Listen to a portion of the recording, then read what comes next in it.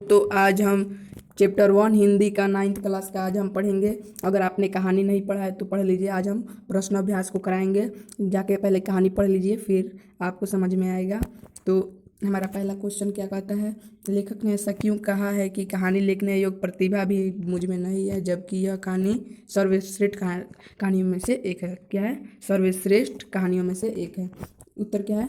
लेखक अपनी श्रीदत्ता पर परिचय देते हुए ऐसा कहते हैं कि कहानी लिखने योग्य प्रतिभा भी मुझ में नहीं है। जो बड़े कहानीकार या रचनाकार होता है वह अपनी रचनाओं का स्वयं मूल्यांकन नहीं करता है, बल्कि उसकी रचनाओं का मूल्यांकन आलोचक करते हैं। रचनाकार सामाजिक मूल्य और अपनी मूल्य दोनों को मिलाकर एक नया आकार देता है, जो जीवन के आसपास परिघटना पर आधारित होता है। यह समाज में हो रही घटनाओं की समीक्षा करता है, उसकी समस्या की अपनी रचना में जगह देता है और आने वाली पीढ़ी के लिए संदेश देता है।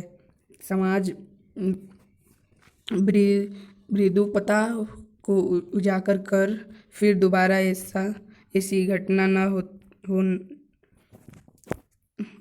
घटना न हो उसके लिए रचनाकार पाठक का ध्यान आकृष्ट करना चाहता है। इसलिए रचनाकार कहता है कि कहानी लिखने योग्य प्रतिभा भी मुझ में नहीं है, जबकि यह कहानी सर्वश्रेष्ठ कहानियों में से एक है। क्या है? एक है।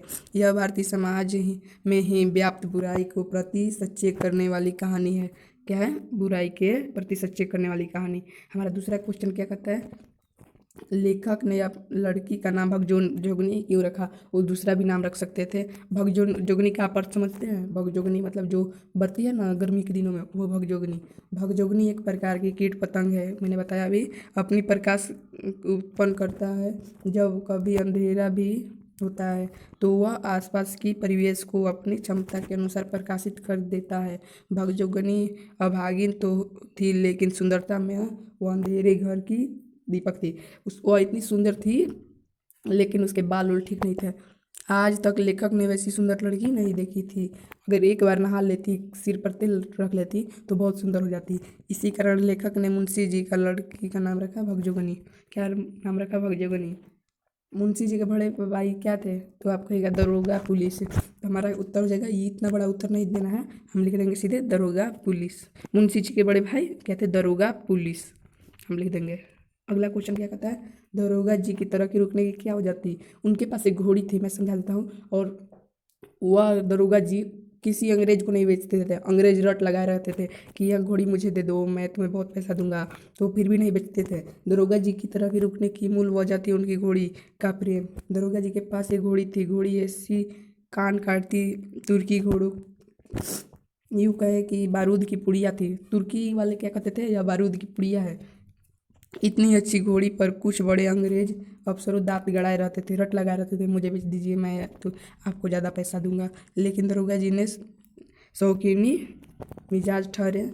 उन्होंने सबको नीबुआ नून चटा दिया। नीबुआ नून का अर्थ समझते हैं? जो आप नमक खाते हैं, नमक, नमक उसको ही क्या कहते हैं? नीबुआ नून चटा दिया। इस कारण अफसरों ने उसकी तरक्की रुकने की हुई। अगर उस घड़ी अंग्रेजों का राज चलता था, अंग्रेज क्या किए, उन्हें उसे दरोगा जी से निकाल दिए, तो उनकी तरक्की क्या हो गई? रुक गई, और फिर बेचारे मर गए। मुंशी जी अपने बड़े बड़े भाई से कैसे उत्तीर्ण हुए? उत्तर, दरोगा जी ने अपने जीते जी सब कुछ लुटा दिया था अपनी शौकीनी मिजाजी के कारण, लेकिन अंत में घोड़ी छोड़ गए। जब वो मरे तो घोड़ी रही। उसका भाई ना घोड़ी को ही बेचकर उनका उत्तीर्ण किया। जो बड़े बड़े अंग्रेज अफसरों की आंखों में एक घोड़ी को एक गुरु अफसर के हाथ बेच कर मुंशी जी ने दरोगा जी का श्राद्ध बड़े धूमधाम से किया। यदि वह घोड़ी न होती, मुंशी जी का कर्ज लेकर श्राद्ध करना पड़ता। इस घोड़ी बेचकर मुंशी जी ने अपने बड़े भाई का उत्तीर्ण किया। अगर वह घोड़ी उस घड़ी बेच देते तो कर्जा लेकर उनका उत्तीर्ण करना पड़ता। थानेदार की कमाई और फूस को तापना दोनों बराबर है। लेखक ने ऐसा क्यों कहा? तो हमारा उत्तर है, लेखक ने ऐसा इसलिए कहा क्योंकि थानेदार ने अपने जीवन में जो भी दो चार पैसे कमाया हो, वो ईमानदारी मेहनत का पैसा न था, बल्कि घपाले से कमाया गया पैसा था। जब व्यक्ति ईमानदारी से कुछ अर्जन करता है तो वह ईमानदारी से ही खर्च करता है। क्या करता है?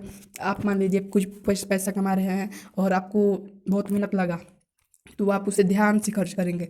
किसी से लूट कर ही ला दिए, जैसे पापा से मांग कर ला दिए तो फटाक दे खर्च कर देंगे पापा से मांगने पर।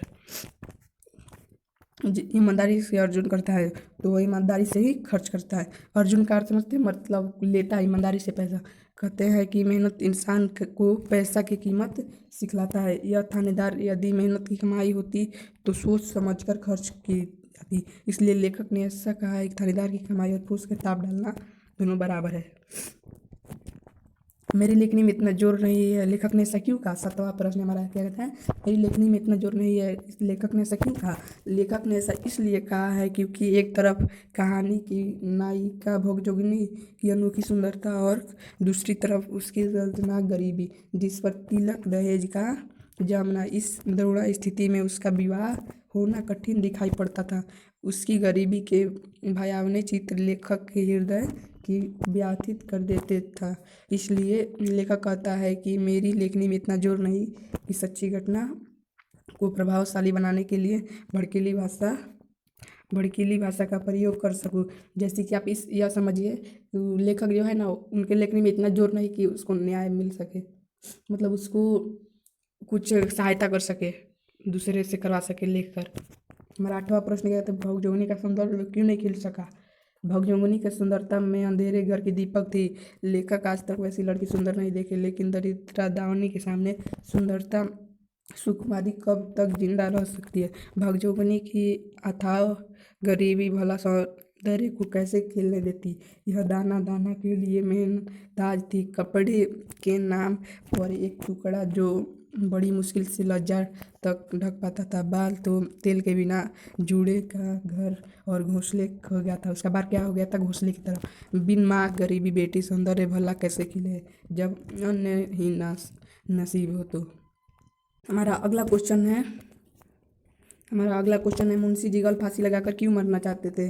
मानव का स्वभाव ऐसा होता है कि वह अपने शरीर पर कष्ट झेल सकता है, परंतु अपनी संतान को कष्ट नहीं देख सकता। यदि वह विवश हो जाता है अपना संतान की ज़रूरत को पूरी करने में, जो जीना गवारा नहीं लगता है।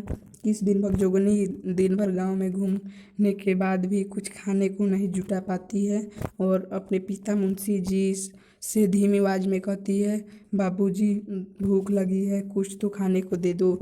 उस व्यक्ति मुंशी जी का चाहता है कि गल फांसी लगाकर मर जाना। जब भोगजोगिनी भीख मांग कर आती है, उसे कुछ नहीं मिलता तो अपने पिताजी से क्या बोलती है, पिताजी बहुत ज़ोर से भूख लगी है, कुछ खाने को दे दो। तो मुंशी जी क्या सोचते हैं, मैं गल फांसी लगाकर मर जाता, यही अच्छा था। पर इंसान को मरना नहीं चाहिए। जीवन किस लिए मिला है? जीवन का फ़ायदा उठाओ जितना उठा सकते हो। भोगजोगिनी का दूसरा वर्तमान में युवक पति था उसके सौतेले बेटक। यह घटना समाज की किस बुराई की ओर संकेत करती है? यह घटना दहेज प्रथा की वजह से वह अपने सौतेले बेटे से ही शादी की। हमारा उत्तर क्या कहता है, इस तरह की घटना भारतीय समाज में व्याप्त दहेज प्रथा के कारण बमेल विवाह के कुरीति की ओर संकेत करती है।